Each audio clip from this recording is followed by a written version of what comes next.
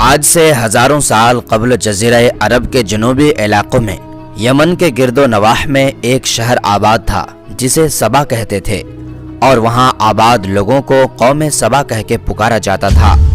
یہاں کے لوگ نہایت ہی نعمتوں اور راحتوں میں تھے، ہر طرف لہلہاتی فصلیں اور پھل سے لدے درخت موجود تھے، مگر یہ قوم شرک میں مبتلا تھی اور سورج کی پوجا کیا کرتی تھی۔ جب وہاں کے بادشاہ شراجیل بن مالک کی موت ہوئی تو اس کی بیٹی بلقیس نے حکومت کی باگڈور سنبھالی۔ بعض مورخین نے لکھا ہے کہ بلقیس کے والدین میں سے ایک جنات میں سے تھے، مگر اس نظریے کی کوئی واضح دلائل نہیں ملتی۔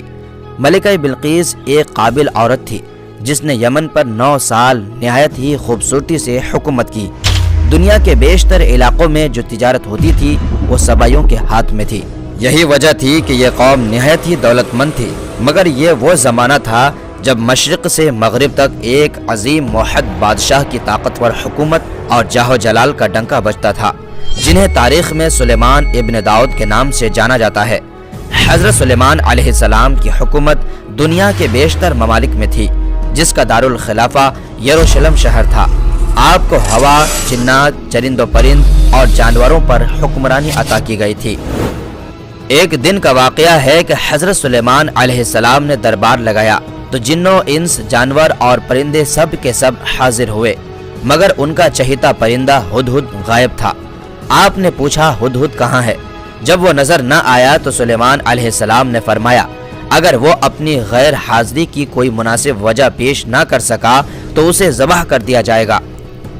ابھی یہ گفتگو ہو ہی رہی تھی کہ ہدہد حاضر ہو گیا۔ پوچھا گیا تم کہاں تھے؟ ہدہد نے بڑے احترام سے جواب دیا، اے اللہ کے پیغمبر، میں اڑتے اڑتے ایک ایسے ملک میں پہنچ گیا جہاں لوگ شرک میں مبتلا دیکھے۔ وہ آگ اور سورج کی پوجا کرتے ہیں۔ ان کی ایک رانی ہے جن کو وہ بلقیس کے نام سے پکارتے ہیں۔ وہ ایک بہت بڑے تخت پر بیٹھ کر حکومت کرتی ہے۔ اس کے تخت میں قیمتی ہیرے، جواہرات، لال زمرد جڑے ہوئے ہیں، اور اس کے پاس تمام شاہی سامان آرائش و نمائش کے موجود ہیں۔ حضرت سلیمان علیہ السلام نے کہا کہ اگر تمہاری بات سچ ہے تو میرا خط اس ملکہ تک پہنچاؤ تاکہ وہ شرک سے باز آ جائیں، اور خط پہنچانے کے بعد وہاں بیٹھ کر سنو کہ وہ کیا رد عمل اختیار کرتی ہیں، اور پھر آ کر مجھے خبر دینا۔ حضرت سلیمان علیہ السلام نے خط روانہ کیا جو کچھ یوں تھا، شروع اللہ کے نام سے جو بڑا مہربان اور رحم فرمانے والا ہے۔ یہ عزت والا خط تخت سلیمان ابن داؤد کی جانب سے ملکہ سبا بلقیس کی طرف ہے۔ جو ہدایت کی پیروی کریں اس کے لیے سلامتی ہے۔ مجھ پر غلبہ کی خواہش نہ کرو، میرے مقابلے میں سرکشی اختیار نہ کرو، بلکہ فرما بردار اور مطیع ہو کر میرے پاس آ جاؤ۔ یہ خط دراصل ملکہ سبا اور اس کی قوم کی طرف دعوت اسلام تھی۔ ہدہد نے یہ خط لے جا کر ملکہ بلقیس کے گود میں گرا دیا۔ ملکہ کے دربار میں اس وقت 300 کے قریب سردار بیٹھے تھے۔ انہوں نے جب یہ خط پڑھا تو طیش میں آ گئے اور کہا کہ یہ ہماری توہین ہے، ہمیں اس کا سخت جواب دینا چاہیے۔ مگر ملکہ بہت سمجھدار تھی، اس نے انہیں سمجھایا کہ خط سے پتہ چل رہا ہے کہ یہ کوئی عام شخص نہیں، خدا کا کوئی پیغمبر ہے، لہٰذا ہمیں حکمت سے کام لینا چاہیے۔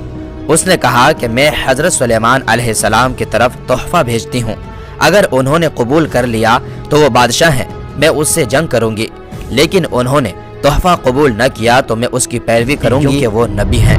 ہدہد یہ ساری گفتگو سن رہا تھا۔ اس نے آ کر حضرت سلیمان علیہ السلام کو ساری باتیں بتا دیں۔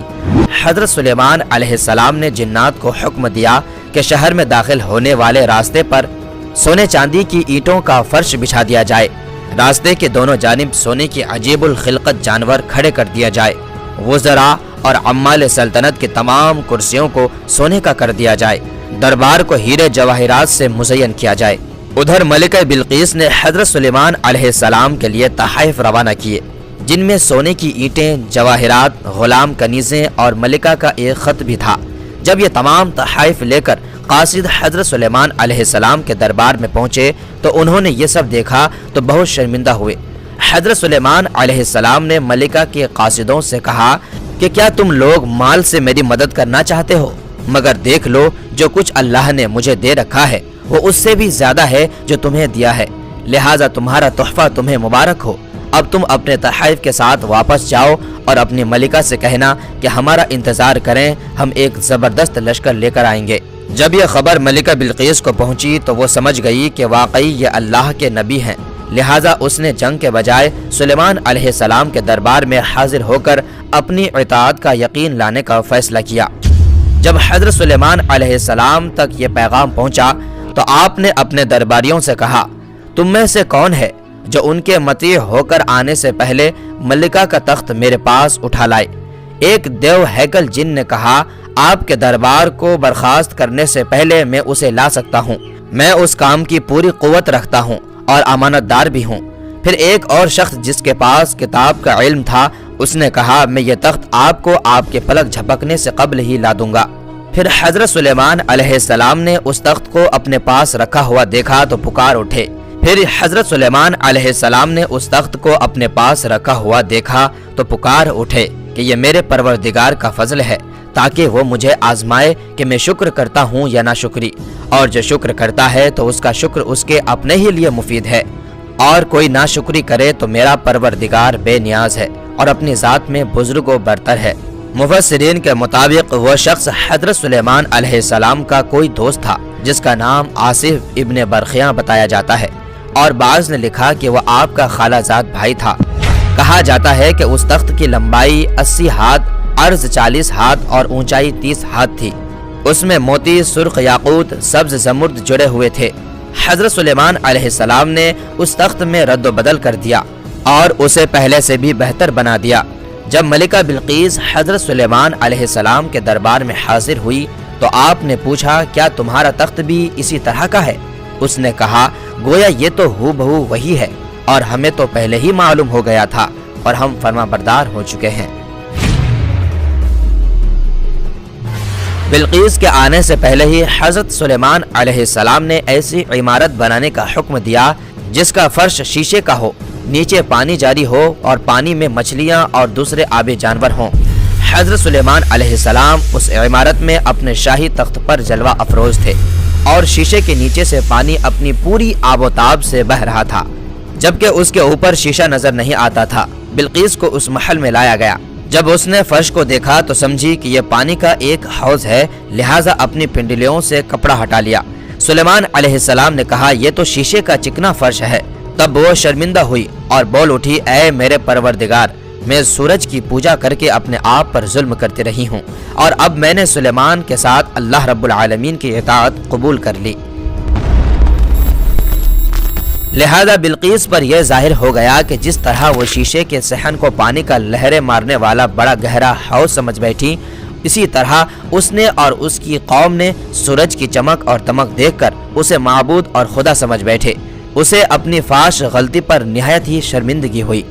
بعض مورخین نے لکھا ہے کہ اس واقعہ کے بعد ملکہ سبا مسلمان ہو گئی اور حضرت سلیمان علیہ السلام کے نکاح میں آ گئی، جبکہ بعض نے لکھا کہ آپ نے بلقیس کو یمن واپس بھیج دیا اور اس کے لیے وہاں 3 بڑے محل تعمیر کروائے۔